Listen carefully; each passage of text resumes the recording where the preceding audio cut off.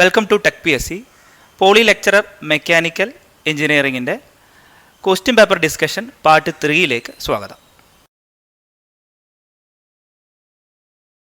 So question number 26, 18/8 stainless steel contains, okay, option A 18% vanadium, 8% chromium, option B 18% chromium, 8% nickel, option C 18% tungsten, 8% nickel, option D 18% tungsten and 8% chromium. So ഇത് stainless സ്റ്റീലാണ്. Stainless സ്റ്റീലിൻ്റെ ഒരു ഗ്രേഡാണ് ഇവിടെ പറഞ്ഞിരിക്കുന്നത് 18/8. അപ്പോൾ ഇതിൻ്റെ ഉത്തരം എന്താണെന്ന് നോക്കാം. സോ 18/8 സ്റ്റീൽ എന്ന് പറയുന്നത് ഇവിടെ 18% ക്രോമിയവും അതേപോലെ തന്നെ 8% നിക്കലുമാണ്. അപ്പോൾ എന്താണ് ആദ്യം സ്റ്റെയിൻലെസ് സ്റ്റീൽ എന്ന് നോക്കാം. അപ്പോൾ സ്റ്റെയിൻലെസ് സ്റ്റീൽ നോക്കുന്നതിന് മുമ്പ് സ്റ്റീൽ എന്താണെന്ന് നോക്കാം. സ്റ്റീൽ എന്ന് പറയുന്നത് അയണിൻ്റെ കൂടെ കാർബൺ കൂടി ആഡ് ചെയ്യുമ്പോഴാണ് നമുക്ക് സ്റ്റീൽ പ്രൊഡ്യൂസ് ചെയ്യാൻ പറ്റുന്നത്. ഇനി ഇതേ സ്റ്റീലിൻ്റെ കൂടെ തന്നെ നമുക്ക് ഈ പറഞ്ഞ ക്രോമിയം, നിക്കല്, മൊളിബ്നം, സിലിക്കൺ, അലുമിനിയം ഇതെല്ലാം ചേർക്കുമ്പോഴാണ് നമ്മൾ സ്റ്റെയിൻലെസ് സ്റ്റീൽ കിട്ടുന്നത്. അപ്പോൾ സ്റ്റെയിൻലെസ് സ്റ്റീലിൻ്റെ ഉപയോഗങ്ങൾ ജസ്റ്റ് ഒന്ന് നോക്കാം. അപ്പോൾ ഇപ്പോൾ നമ്മൾ പറഞ്ഞത് 18/8 സ്റ്റെയിൻലെസ് സ്റ്റീലിൻ്റെ കാര്യമാണ്. ഓക്കെ, സോ ഈ 18/8 സ്റ്റെയിൻലെസ് സ്റ്റീൽ ഉപയോഗിക്കുന്നത് ഫുഡ് സ്റ്റോറേജ് കണ്ടെയ്നേഴ്സിന് വേണ്ടിയിട്ടാണ്. Okay, 18/8 stainless steel. അപ്പോൾ ഇവിടെ നമ്മൾ പറഞ്ഞു 18/8 ആണ്. ഇനി വേറെ ഏതെങ്കിലും ഇതേപോലെ തന്നെ 18 വേറെ ഏതെങ്കിലും ഉണ്ട്, 18/10 സ്റ്റെയിൻലെസ് സ്റ്റീൽ. ഇവിടെ എന്തായിരിക്കും? 18% ക്രോമിയവും 10% നിക്കലും ആയിരിക്കും.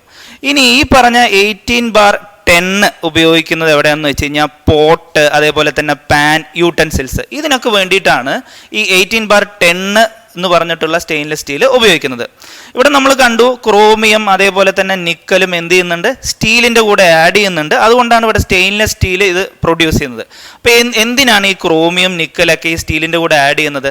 ക്രോമിയം ആഡ് ചെയ്യുന്നത് ഈ സ്റ്റീലിൻ്റെ റസ്റ്റ് റെസിസ്റ്റൻസ് കൂട്ടാൻ വേണ്ടിയിട്ടാണ്. ശ്രദ്ധിക്കുക, ക്രോമിയം ആഡ് ചെയ്യുന്ന സ്റ്റീലിൻ്റെ കൂടെ ക്രോമിയം ആഡ് ചെയ്യുന്നത് റസ്റ്റ് റെസിസ്റ്റൻസ് കൂട്ടാൻ വേണ്ടിയിട്ടാണ്. ഇനി നിക്കൽ എന്തിനാണ് സ്റ്റീലിൻ്റെ കൂടെ ആഡ് ചെയ്യുന്നത്? ഈ സ്റ്റീലിൻ്റെ ഹാർഡനബിലിറ്റി കൂട്ടാൻ വേണ്ടിയിട്ടാണ് നിക്കൽ ആഡ് ചെയ്യുന്നത്. അപ്പോൾ ഓർത്ത് വെക്കേണ്ട രണ്ട് വസ്തുതകൾ ഇതിൽ, ക്രോമിയം ആഡ് ചെയ്യുന്നത് റെസിസ്റ്റൻസ് ടു റസ്റ്റും അതേപോലെ തന്നെ നിക്കൽ ആഡ് ചെയ്യുന്നത് ഇറ്റ് ഈസ് ഇൻക്രീസിങ് ദ ഹാർഡനബിലിറ്റി ആണ്. ഓക്കെ, അപ്പോൾ ഇതിൻ്റെ ഉത്തരം ഏതാണ്? ഇതിൻ്റെ ഉത്തരം നമ്മൾ B ആണ്. അപ്പോൾ 18% ക്രോമിയം ആൻഡ് 8% നിക്കൽ.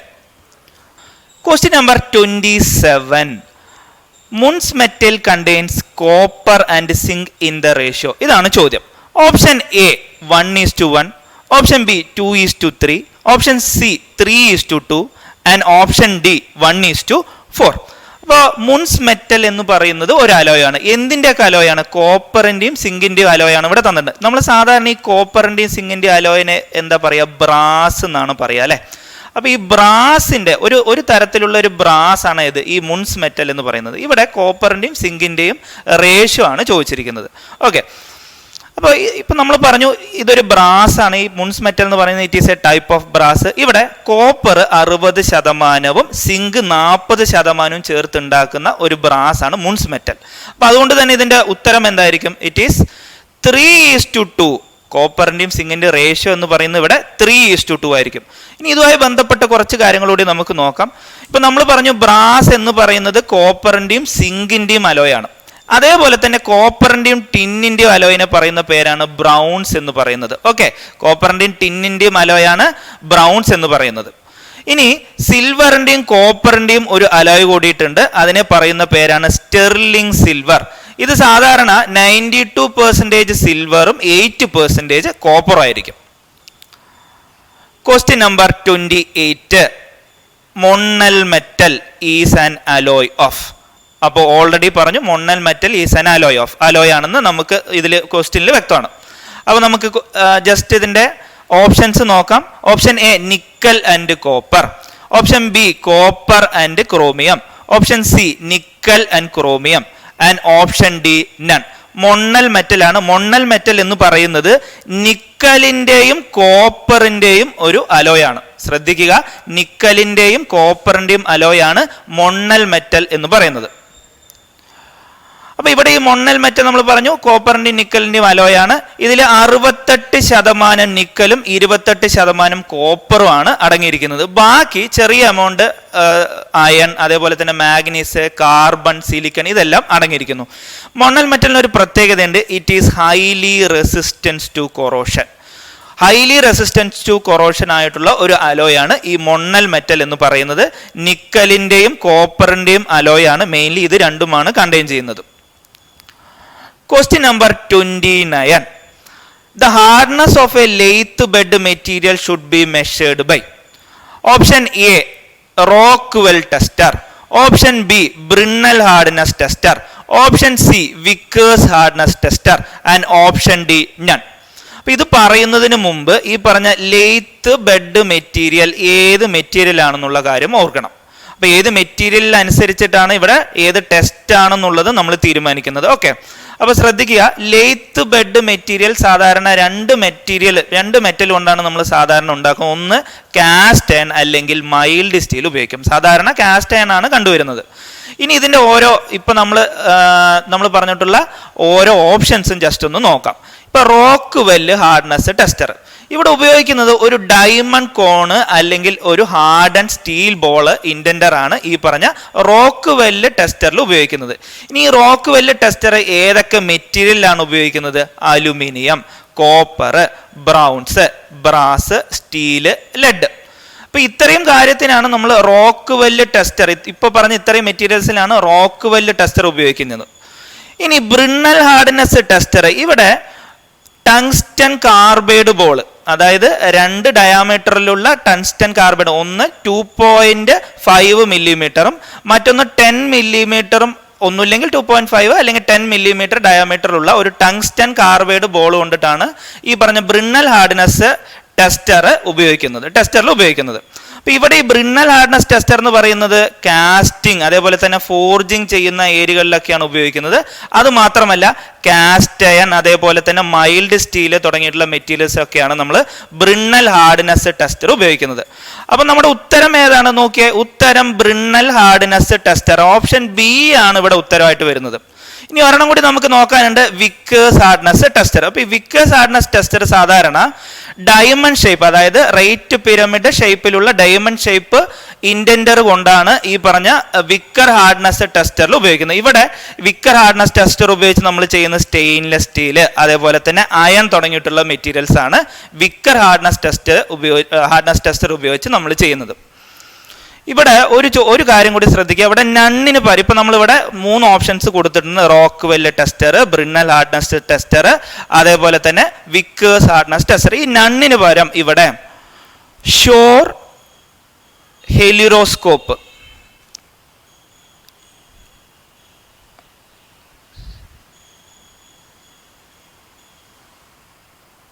ഷോർ സെല്ലുറോസ്കോപ്പ് എന്നൊരു ഓപ്ഷനാണ് തരുന്നതെങ്കിൽ ഈ ഷോർ സെല്ലുറോസ്കോപ്പും ആക്ച്വലി ഒരു ഹാർഡ്നെസ് ടെസ്റ്റിംഗ് മെഷീനാണ്.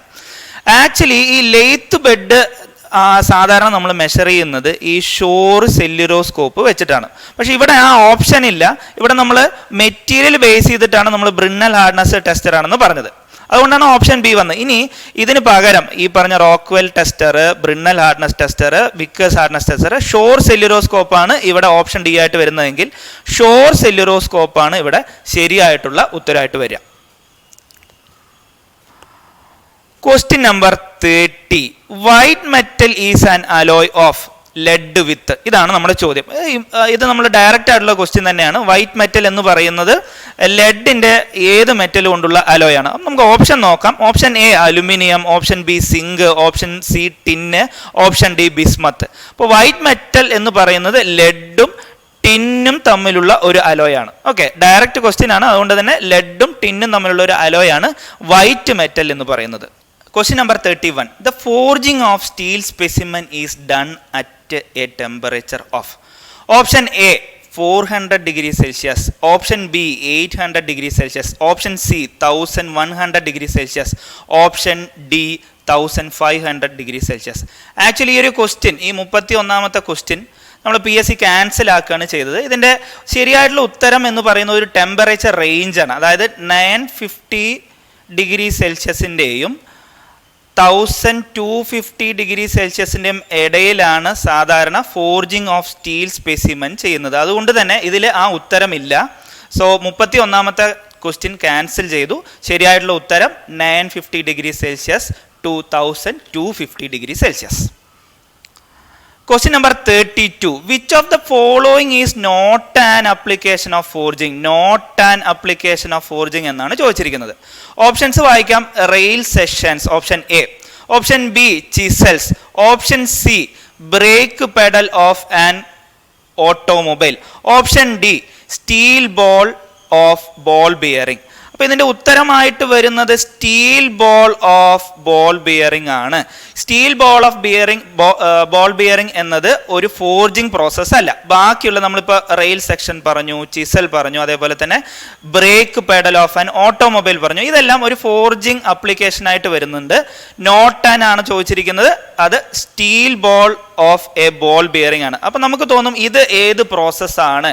കോൾഡ് ഹാർഡനിങ് എന്ന് പറഞ്ഞിട്ടുള്ള പ്രോസസ്സ് വെച്ചിട്ടാണ്, കോൾ ഹാർഡനിങ് എന്ന് പറഞ്ഞിട്ടുള്ള പ്രോസസ്സ് വെച്ചിട്ടാണ് സ്റ്റീൽ ബോൾസ്, ബോൾ ബെയറിങ്ങിൽ ഉപയോഗിക്കുന്ന സ്റ്റീൽ ബോൾസ് പ്രൊഡ്യൂസ് ചെയ്യുന്നത്. സോ ഓപ്ഷൻ ഡി ആണ് 32ന്റെ ഉത്തരമായിട്ട് വരുന്നത്.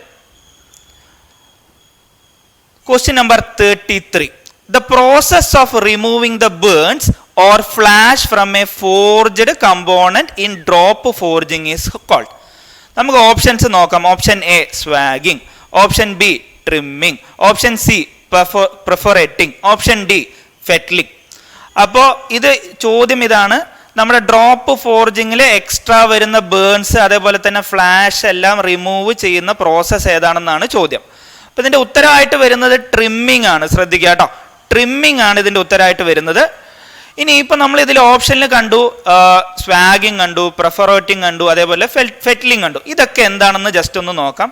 പെർഫോറേറ്റിംഗ് എന്ന് പറയുന്നത് ശ്രദ്ധിക്കുക, ഷീറ്റ് മെറ്റലിൽ ഹോള് ഉണ്ടാക്കുന്ന പ്രോസസ്സിനെയാണ്, പഞ്ച് ചെയ്യുന്ന നമ്പർ ഓഫ് ഹോൾസ് ഒരുമിച്ച് പഞ്ച് ചെയ്യുന്ന പ്രോസസ്സിനെയാണ് നമ്മൾ പെർഫോറേറ്റിംഗ് എന്ന് പറയുന്നത്.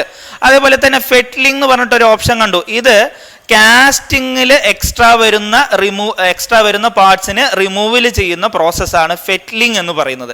മറ്റൊരെണ്ണം കണ്ടു സ്വാഗിങ്. സ്വാഗിങ് പറയുന്നത് വേറൊന്നുമല്ല, നമ്മുടെ ഒരു ട്യൂബ് എടുത്തു കഴിഞ്ഞാൽ അതിൻ്റെ ഡയാമീറ്റർ ഇൻക്രീസ് ചെയ്യുക അല്ലെങ്കിൽ റെഡ്യൂസ് ചെയ്യുക, ആ ഒരു പ്രോസസ്സിനെയാണ് സ്വാഗിങ് എന്ന് പറയുന്നത്. ഇവിടെ ശ്രദ്ധിക്കേണ്ട രണ്ട് കാര്യങ്ങൾ ട്രിമ്മിങ്ങും ഫെറ്റ്ലിങ്ങും ആണ്.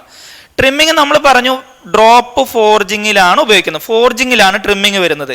ഇതേ തന്നെ കാസ്റ്റിങ്ങിൽ എത്തുമ്പോൾ, അതായത് എക്സ്ട്രാ വരുന്ന ആവശ്യമില്ലാത്ത കമ്പോണൻസിനെ മാറ്റുന്ന, എക്സ്ട്രാ പാർട്സിനെ മാറ്റുന്നതാണ് കാസ്റ്റിങ്ങിൽ പറയുന്ന പേരാണ് ഫെറ്റ്ലിംഗ് എന്ന് പറയുന്നത്. അപ്പോൾ രണ്ടും തമ്മിൽ മാറിപ്പോരുത്. ഫോർജിങ്ങിൽ ട്രിമ്മിങ്ങും കാസ്റ്റിങ്ങിൽ ഫെറ്റ്ലിങ്ങും എന്നാണ് ഇതിന് പറയാം.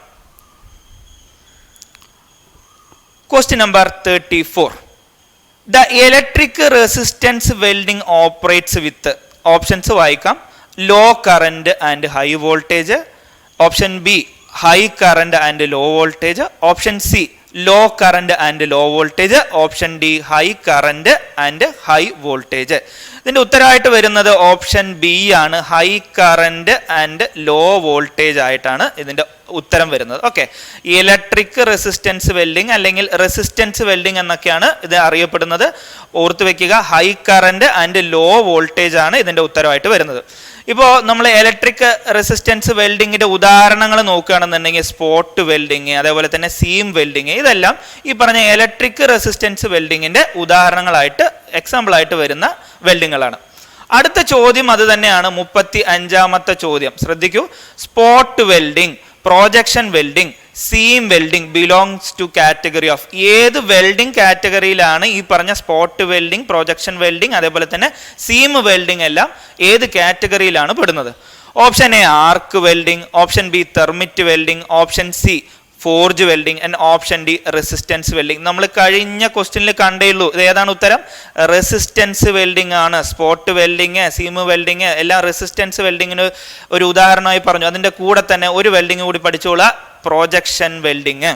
അപ്പോൾ ഓപ്ഷൻ ഡി ആണ് 35ന്റെ ഉത്തരമായിട്ട് വരുന്നത്. Question number 36. The number of zones of heat generated in spot welding. Spot വെൽഡിങ്ങിൽ ഹീറ്റ് ജനറേഷൻ സോണുകളുടെ എണ്ണം എത്രയാണ്? Option A 2, option B 3, option C 5, option D 7. അപ്പോൾ ഇതിൻ്റെ ഉത്തരം 5 ആണ്. 5 ഹീറ്റ് ജനറേഷൻ സോണുകളാണ് സ്പോട്ട് വെൽഡിങ്ങിലുള്ളത്. ഇനി ഈ 5 ഹീറ്റ് ജനറേഷൻ സോണുകൾ ഏതൊക്കെയാണെന്ന് നോക്കാം. അപ്പോൾ ഇതാണ് സ്പോട്ട് വെൽഡിങ്ങിൻ്റെ ഒരു ഫിഗർ ആയിട്ട് നമ്മൾ നോക്കുന്നത്. അപ്പം ജസ്റ്റ് ഒന്ന് നോക്കൂ. ഒരെണ്ണം ഈ പറഞ്ഞ ഹീറ്റ് ജനറേഷൻ സോണായിട്ട് ഒരെണ്ണം വരുന്നത് it is the interface between 2 sheet. ഇവിടെയാണ് ഒരു സ്പോട്ട് വരുന്നത്. ഇനി 2 സ്പോട്ടുകൾ വരുന്നത് 2 ഇലക്ട്രോഡുകളുടെ ഇടയിലാണ്. ഇലക്ട്രോഡും ഈ പറഞ്ഞ മെറ്റൽ കോണ്ടാക്ട് ചെയ്യുന്നിടത്താണ് വേറെ 2 ഹീറ്റ് സോണുകൾ വരുന്നത്. ഇപ്പം മൊത്തം 3 എണ്ണമായി. നമ്മൾ പറഞ്ഞു 5 എണ്ണമാണ്. വേറെ 2 എണ്ണം വരുന്നത് ഈ ഷീറ്റുകൾ തമ്മിലുള്ള മെറ്റൽ കോണ്ടാക്റ്റിൽ ഇതേപോലെ തന്നെ 2 ഹീറ്റ് സോണുകളൂടെ വരും. മൊത്തം അങ്ങനെ 5 ഹീറ്റ് സോണുകളാണ് ഈ പറഞ്ഞ സ്പോട്ട് വെൽഡിങ്ങിൽ വരുന്നത്. സോ ഉത്തരം 5 എണ്ണമാണ്. Question number 37. Which one of the following is not a fusion welding process? Option A gas welding, option B arc welding, option C resistance welding and option D brassing. അപ്പോൾ ഇതിൽ ചോദ്യം ഇതാണ്, not a fusion welding process. So ഇതിന് ഉത്തരമായിട്ട് വരുന്നത് ബ്രാസിംഗ് ആണ്. ബ്രാസിംഗ് ഒരു welding process അല്ല, മാത്രമല്ല ഫ്യൂഷൻ വെൽഡിംഗ് പ്രോസസ് അല്ല. അൺഫോർച്ചുനേറ്റ്ലി 37ാമത്തെ ക്വസ്റ്റ്യനും PSC ക്യാൻസൽ ആക്കുകയാണ് ചെയ്തത്. സോ ഫ്യൂഷൻ വെൽഡിംഗ് പ്രോസസ്സിൽ ഗ്യാസ് വെൽഡിംഗ്, അതേപോലെ തന്നെ ആർക്ക് വെൽഡിംഗ്, റെസിസ്റ്റൻസ് വെൽഡിംഗ് എല്ലാം പെടുന്നുണ്ട്. ബ്രാസിംഗ് എന്ന് പറയുന്നത് ഈ പറഞ്ഞ പോലെ വെൽഡിംഗ് പ്രോസസ്സ് അല്ല. അതായത് പാരന്റ് മെറ്റീരിയലിനെ മോൾട്ടൺ സ്റ്റേജിലേക്ക് ഇത് കൊണ്ടുപോകുന്നില്ല, മാത്രമല്ല ഈ പാരന്റ് മെറ്റീരിയലിനെ ഹീറ്റ് ചെയ്യുന്നില്ല. അതുകൊണ്ട് തന്നെ ഈ പറഞ്ഞ ബ്രാസിംഗ് എന്ന് പറയുന്നത് ഒരു ഫ്യൂഷൻ വെൽഡിംഗ് അല്ല. സോ ഓപ്ഷൻ ഡി ആണ് ഇതിൻ്റെ ശരിയായിട്ടുള്ള ഉത്തരം. Question number 38. Ratio between oxygen and acetylene gases for neutral flame in a gas welding.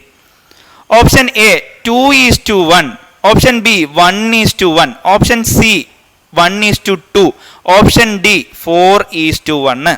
അപ്പോൾ ഓക്സി ആസിറ്റൈലൈൻ ഗ്യാസ് ആണ് ഉപയോഗിക്കുന്നത്. അത് ന്യൂട്രൽ ഫ്ലെയിമിൻ്റെ ആണ് ചോദിച്ചിരിക്കുന്നത്. സോ ഓക്സി ആസിറ്റൈലൈൻ ഗ്യാസിന് ആക്ച്വലി 3 തരത്തിലുള്ള ഫ്ലെയിം പ്രൊഡ്യൂസ് ചെയ്യാനുള്ള കഴിവുണ്ട്. ഒന്ന് ന്യൂട്രൽ ഫ്ലെയിം, മറ്റൊന്ന് കാർബറൈസിങ് ഫ്ലെയിം, മറ്റൊന്ന് ഓക്സിഡൈസിങ് ഫ്ലെയിം. സോ ഇതിൻ്റെ ഉത്തരം എന്ന് പറയുന്നത് ന്യൂട്രൽ ഫ്ലെയിം ആണ് ചോദിച്ചിരിക്കുന്നത്. 1:1 ആണ്. ഓക്സിജനും ആസിറ്റൈലൈൻ ഗ്യാസും 1:1 റേഷ്യോയിലാണ് ന്യൂട്രൽ ഫ്ലെയിമിലുള്ളത്. ബാക്കി നമ്മൾ 2 എണ്ണം കൂടി പറഞ്ഞിരുന്നു, അതുകൂടി നോക്കാം. ഇപ്പം ന്യൂട്രൽ ഫ്ലെയിം ഏതൊക്കെ മെറ്റീരിയൽസിനാണ് വെൽഡ് ചെയ്യാൻ വേണ്ടി ഉപയോഗിക്കുന്നുള്ളത് നോക്കാം. Mild steel, stainless steel, cast iron, copper, aluminium, ഇങ്ങനത്തുള്ള മെറ്റീരിയൽസിനാണ് ഈ ന്യൂട്രൽ ഫ്ലെയിം ഉപയോഗിക്കുന്നത്. നമ്മൾ കണ്ടു ഓക്സിജൻ ആസിറ്റൈലൈൻ റേഷ്യോ എന്ന് പറയുന്നത് ഇവിടെ 1:1 ആണ്. മറ്റൊരു തരത്തിലുള്ള ഫ്ലെയിമാണ് കാർബറൈസിങ് ഫ്ലെയിം. ഇവിടെ ഓക്സിജനെക്കാട്ടിലും ആസിറ്റൈലൈൻ ആയിരിക്കും കൂടുതൽ.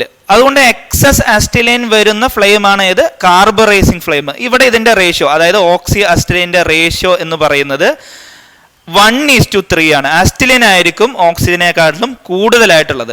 അപ്പോൾ ഏതൊക്കെ മെറ്റീരിയലാണ് ഈ പറഞ്ഞ കാർബറൈസിങ് ഫ്ലെയിം ഉപയോഗിച്ച് നമ്മൾ വെൽഡ് ചെയ്യുന്നത്? അത് ഹൈ കാർബൺ സ്റ്റീല്, നിക്കല്, മൊണ്ണല്, ഇത്രയും മെറ്റീരിയൽസ് ആണ് കാർബറൈസിങ് ഫ്ലെയിം ഉപയോഗിച്ച് നമ്മൾ ചെയ്യുന്നത്.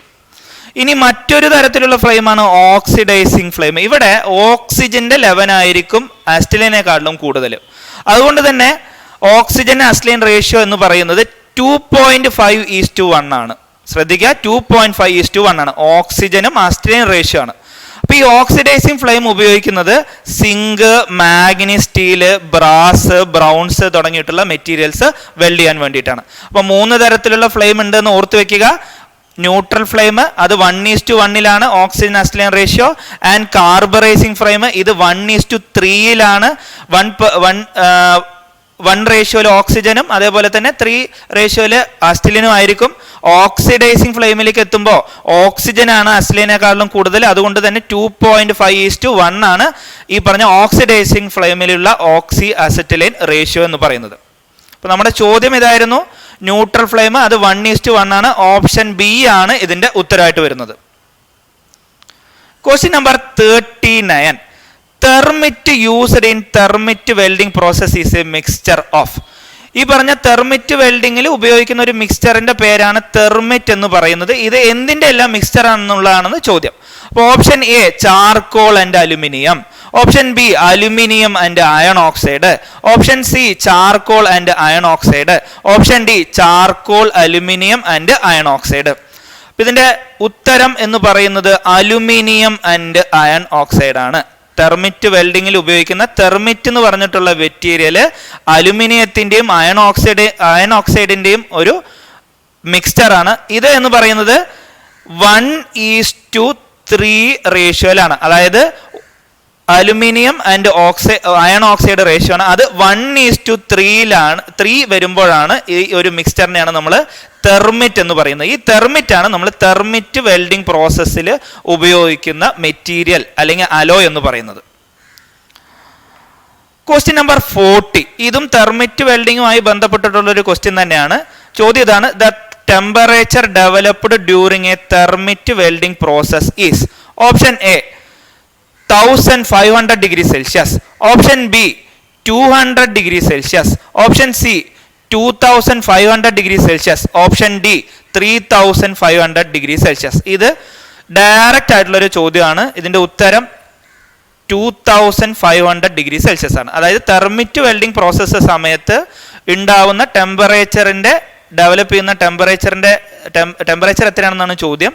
2500 degree Celsius ആണ് ഈ പറഞ്ഞ തെർമിറ്റ് വെൽഡിംഗ് പ്രോസസ്സ് സമയത്ത് ഉണ്ടാവുന്ന temperature.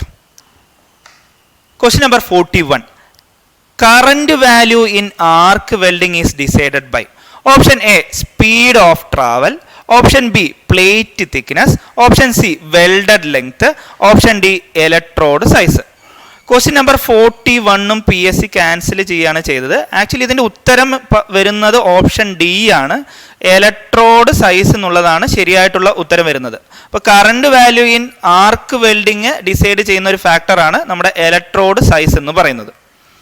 Question number 42, the coating material of an arc welding contains. അപ്പോൾ 3 എണ്ണം തന്നിട്ടുണ്ട്: D oxidising agent, molten drops, welded pool.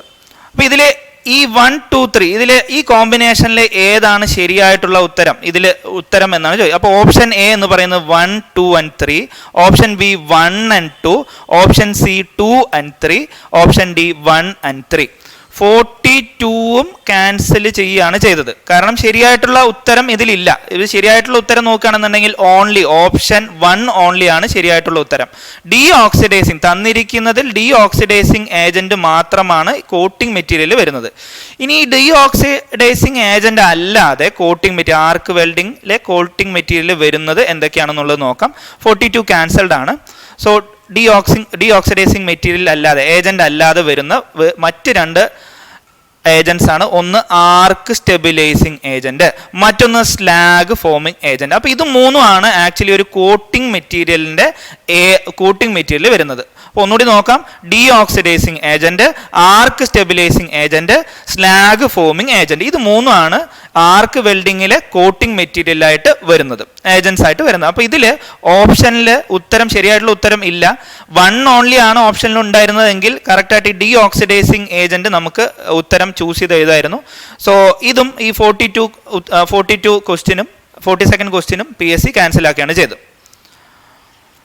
Question number 43, the straight polarity in an arc welding is recommended for welding. Okay, option A aluminum, option B nickel, option C mild steel, option D bronze.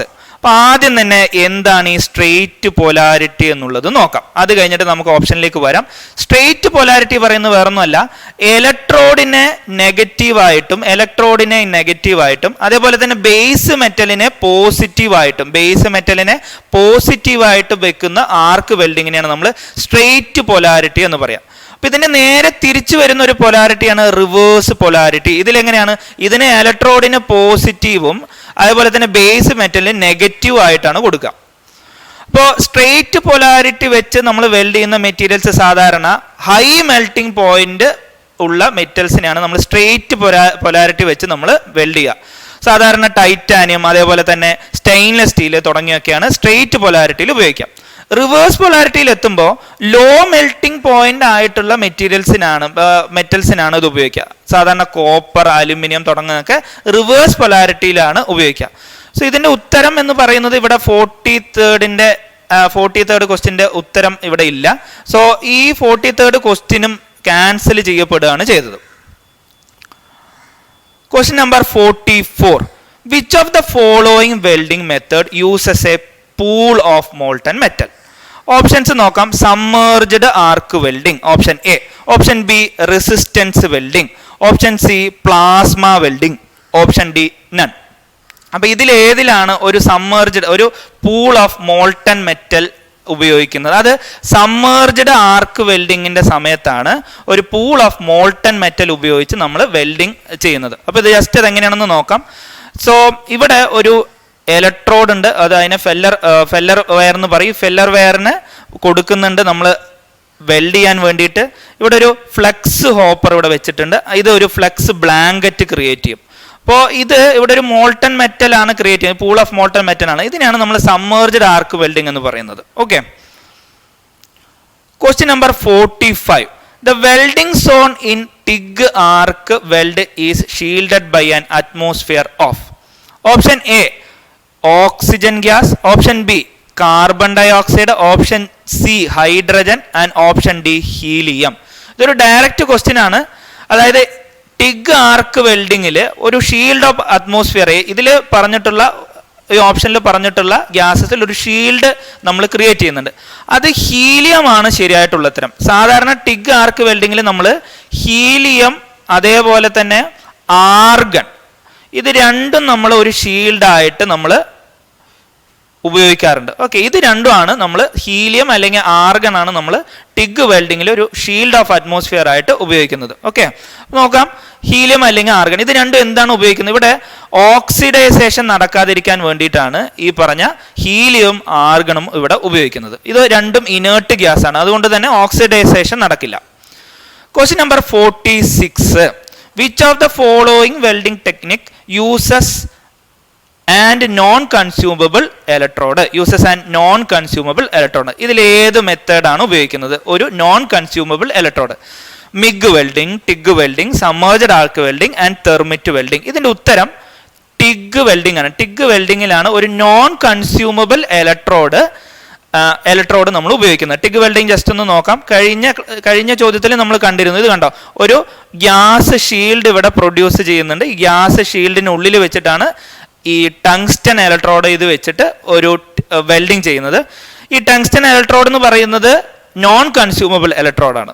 Okay, ഇവിടെ gas shield നമ്മൾ പറയും. Gas ഷീൽഡായിട്ട് നമ്മൾ ഏതൊക്കെയാണ്? Helium അതേപോലെ തന്നെ argon, ഇത് രണ്ടുമാണ് നമ്മൾ ഗ്യാസ് ഷീൽഡിന് വേണ്ടി ഉപയോഗിക്കുന്നത്. അപ്പോൾ നോൺ കൺസ്യൂമബിൾ ഇലക്ട്രോഡായിട്ട് ഉപയോഗിക്കുന്ന ഒരു വെൽഡിംഗ് പ്രോസസ്സാണ് TIG welding. Question number 47. Vacuum environment is required in.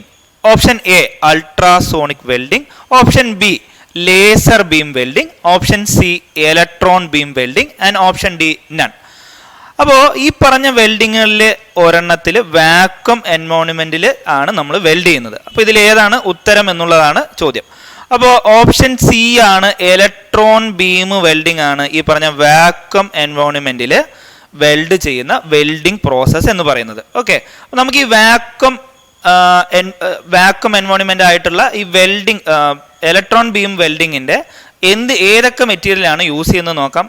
സാധാരണ ഗോൾഡ്, സിൽവർ, കോബാൾട്ട് ഇതൊക്കെ വെൽഡ് ചെയ്യാൻ വേണ്ടിയിട്ടാണ് ഈ ഇലക്ട്രോൺ ബീം വെൽഡിംഗ് ഉപയോഗിക്കുന്നത്. അപ്പോൾ ഇലക്ട്രോൺ ബീം വെൽഡിങ്ങിന്റെ ഒരു പിക്ചറാണ് താഴെ കൊടുത്തിരിക്കുന്നത്. ഇതിൽ നോക്കാം, ഒരു വാക്വം ചേമ്പറാണ് താഴെയുള്ളത്. ഈ വാക്വം ചേമ്പറിൽ വെച്ചിട്ടാണ് വർക്ക് പീസുകൾ തമ്മിൽ വെൽഡ് ചെയ്യുന്നത്. Okay, so gold, silver, cobalt തുടങ്ങിയിട്ടുള്ള മെറ്റൽസ് വെൽഡ് ചെയ്യാൻ വേണ്ടിയിട്ടാണ് ഇലക്ട്രോൺ ബീം വെൽഡിംഗ് ഉപയോഗിക്കുന്നത്. Question number 48. High speed electron beam of electron beam welding is focused on the weld spot using. Okay, അതായത് നമ്മുടെ ഇലക്ട്രോൺ ബീം വെൽഡിങ്ങുമായി ബന്ധപ്പെട്ടുള്ള ഒരു ചോദ്യം തന്നെയാണ്. ഇതിൽ ഏത് ലെൻസ് ആണ് ഉപയോഗിക്കുന്നുള്ളതാണ് ചോദ്യം. Option A vacuum lens, option B inert gas lens, option C optical lens and option D magnetic lens. ഇത് സ്ട്രെയിറ്റ് ആയിട്ടുള്ള ഒരു ചോദ്യമാണ്. ഇതിന്റെ ഉത്തരം വരുന്നത് മാഗ്നറ്റിക് ലെൻസ് ആണ്. മാഗ്നറ്റിക് ലെൻസ് ആണ് ഇവിടെ ഉപയോഗിക്കുന്നത്. Question number 49. Gray iron is usually welded using the following method. Gray iron ഇതിൽ തന്നിരിക്കുന്ന ഏത് മെത്തേഡ് ഉപയോഗിച്ചിട്ടാണ് സാധാരണ വെൽഡ് ചെയ്യുന്നത്? Option A TIG, option B MiG, option C arc welding, option D gas welding. 49th ക്വസ്റ്റ്യനും PSC ക്യാൻസൽ ആക്കുകയാണ് ചെയ്തത്. Actually grey iron weld ചെയ്യുന്ന പ്രോസസ്സാണ് നമ്മുടെ ഓക്സി ആസെറ്റലൈൻ. നമ്മൾ നേരത്തെ കണ്ടിരുന്നു ഓക്സി ആസെറ്റലൈൻ വെൽഡിംഗ് എന്ന് പറയുന്നത്. ഓക്കെ, സാധാരണ ഓക്സി ആസെറ്റലൈൻ വെൽഡിംഗ് മൂലമാണ് ഗ്രേ അയൺ വെൽഡ് ചെയ്യപ്പെടുന്നത്. അപ്പോൾ ഇതും 49ഉം ക്യാൻസൽ ചെയ്യപ്പെട്ട ഒരു ക്വസ്റ്റ്യൻ ആണ്. Question number 50. Weld spatter is option A wave welding defect, option B an electrode, option C a flux, option D none. ഇതിന്റെ ഉത്തരം എന്ന് പറയുന്നത് എ വെൽഡിംഗ് ഡിഫക്റ്റ്. ഒരു വെൽഡിംഗ് ഡിഫക്റ്റ് ആണ് വെൽഡ് സ്പ്ലാറ്റർ എന്ന് പറയുന്നത്. അപ്പോൾ വെൽഡ് സ്പ്ലാറ്റർ ജസ്റ്റ് ഒന്ന് കാണിക്കാം.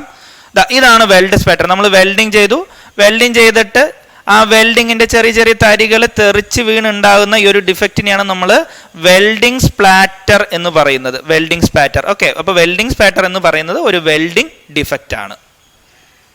ഇന്ന് ഡിസ്കസ് ചെയ്ത ക്വസ്റ്റ്യൻസ് എല്ലാം മനസ്സിലായെന്ന് കരുതുന്നു. Thank you.